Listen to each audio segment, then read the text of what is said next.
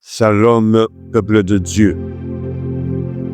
Nous, pasteur Élie Djema, de l'Assemblée de délivrance et de révélation, venons, comme il est de coutume, partager la parole de vie. La vie a son pesant d'or, tant sur le plan physique que dans l'esprit. Nous devons nourrir notre esprit, notre corps aussi, comme nous devons nourrir notre âme. Ce jour, le thème est intitulé « La marche victorieuse ». Je veux dire la traversée victorieuse. Tout le chrétien averti, tout le chrétien affermi dans la parole de Dieu savent que nous sommes pendant la traversée. Nous sommes en marche. Cette marche nous conduit vers la victoire certaine. Mais à quelles conditions? Lisons Exode chapitre 14, verset 15, virgule 29 à 31 de la tradition d'Abi. Et l'Éternel dit à Moïse: que cries-tu à moi? Parle aux fils d'Israël et qu'ils marchent. Verset 21 à 31. Verset 29 à 31, je disais: et le fils d'Israël marchait à sec au milieu de la mer, et les eaux étaient pour eux un mur, à leur droite et à leur gauche.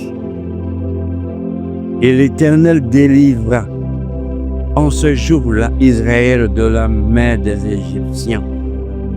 Et Israël vit les Égyptiens morts sur le rivage de la mer. Et Israël vit la grande puissance que l'Éternel avait déployée contre les Égyptiens.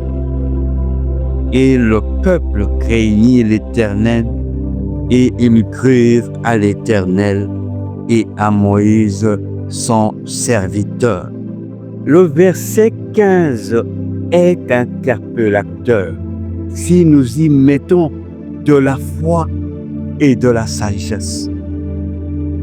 Aujourd'hui, l'Éternel, par cette parole, nous demande pourquoi est-ce que nous sommes en train de crier au lieu de marcher.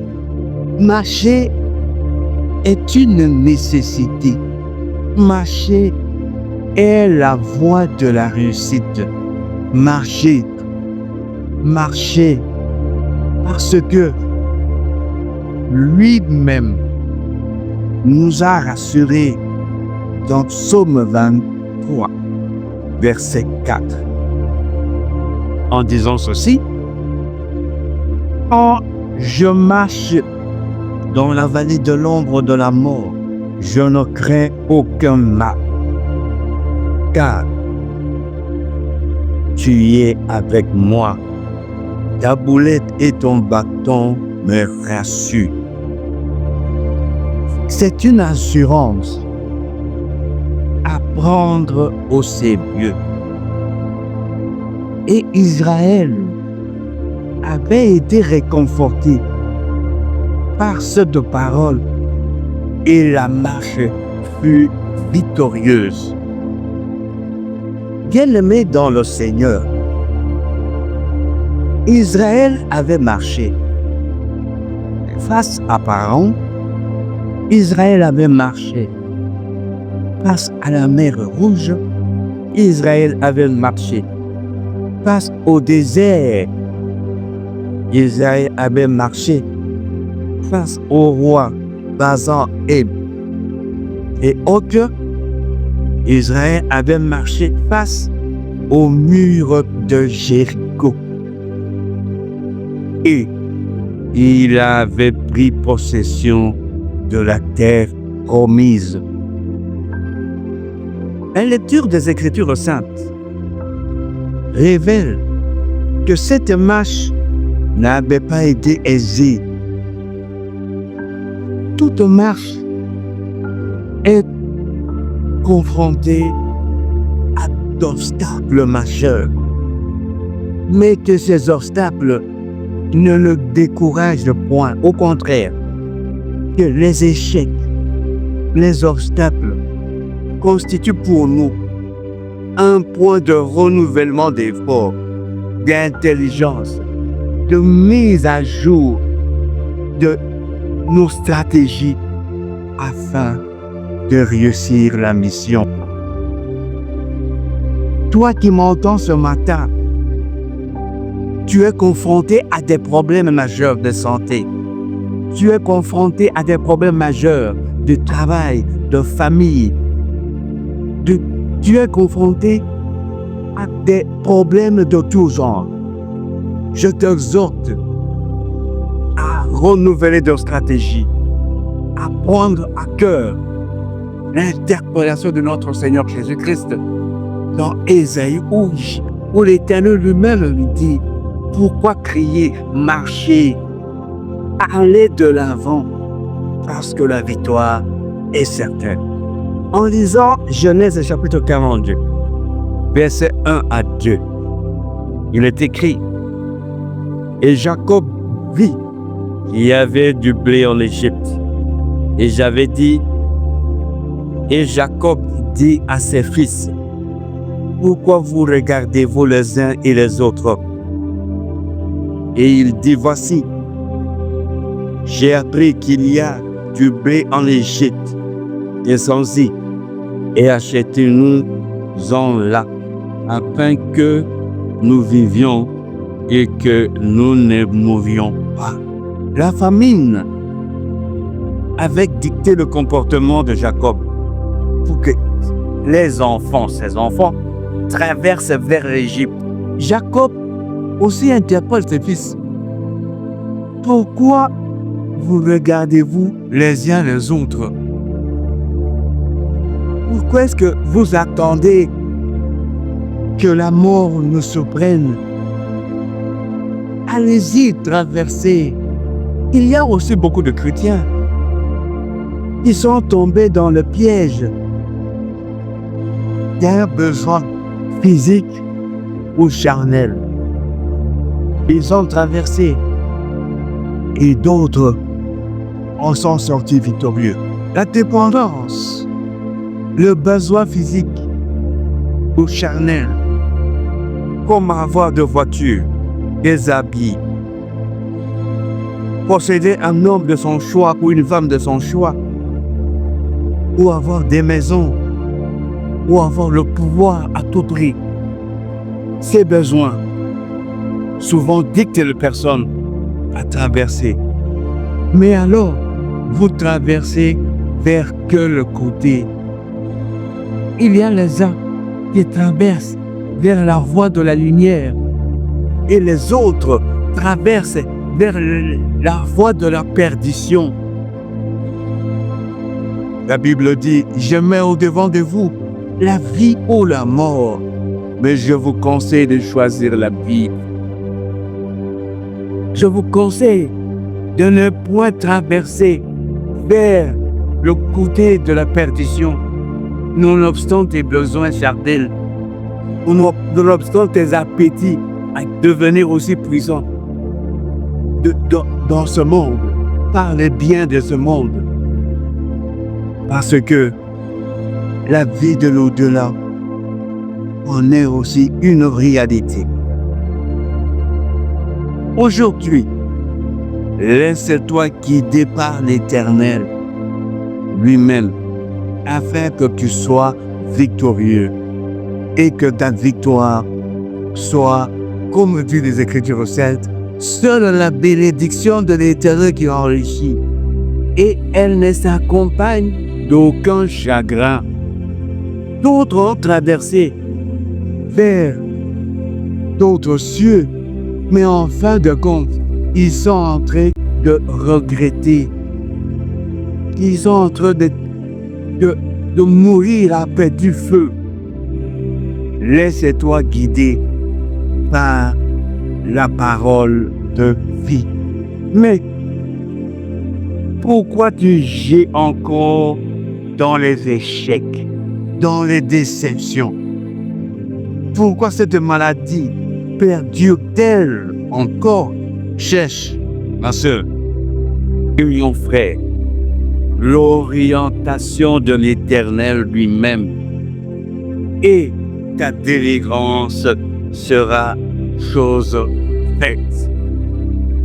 C'est ainsi que Londres 27:16 vient confirmer que l'Éternel, le Dieu des esprits de toute chair, établisse sur l'assemblée un homme qui sorte devant eux et qui le fasse sortir et le fasse entrer, et que l'assemblée de l'Éternel ne soit pas comme un troupeau qui n'a pas de berger. Cette prière de Moïse sur la montagne d'Abarim avait été exaucée plus tard. Pour autant que la prière est semblable à un grain jeté à terre, il germe et porte des fruits à sa saison. La traversée victorieuse demande nécessairement un guide. Moïse avait conduit le peuple d'Israël jusqu'à passer le bâton de commandement à Josué, qui continua l'œuvre.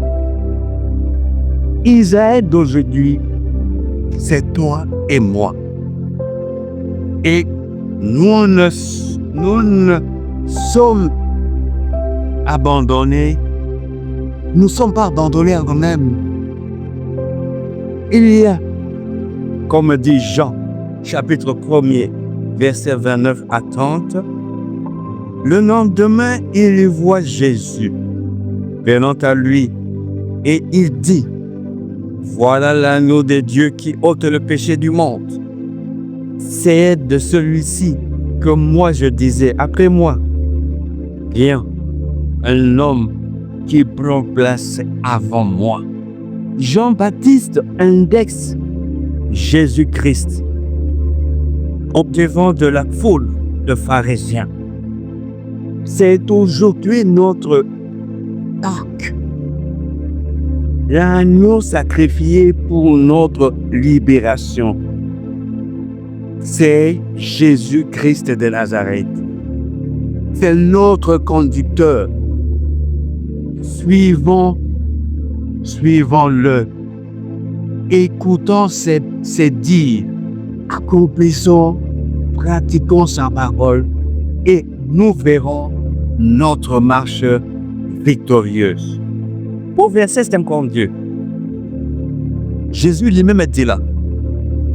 Et il lui dit: en vérité, je vous le dis, désormais, vous verrez le ciel ouvert et les anges de Dieu montant et descendant sur le Fils de l'homme.